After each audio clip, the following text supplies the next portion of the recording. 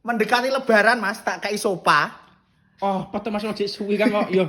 Kurang patang sasi ke persiapan, kurang 4 bulan lebaran. Persiapan tukokne sofa nggo ruang tamu ben empuk. 2 jutaan iki.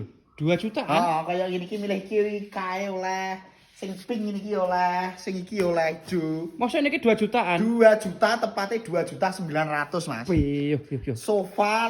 Sofa sudut letter L, ukuran 2 meter kali 2 meter minimalis. Nggo ruang tamu sing sempit-sempit sangat cocok iki. Nah, kena dipisah iki lho Mas.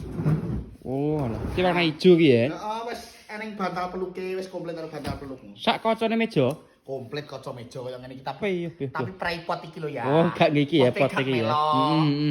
2.900.000 tepatnya Mas. Milih motif oke pilihane. Jan cowok. Gratis ongkos kirim. Jawa Timur, Jawa Tengah, Yogyakarta, Madura, bayare COD.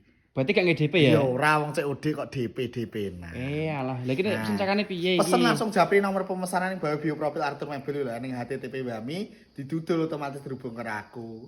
Lah kok tekok-tekok sik, tekok motif liyane oke sih kan. Oke Mas, siap. Mending-mending lah. Jan cowok cek le bola persiapan lebaran. Sofa kayak di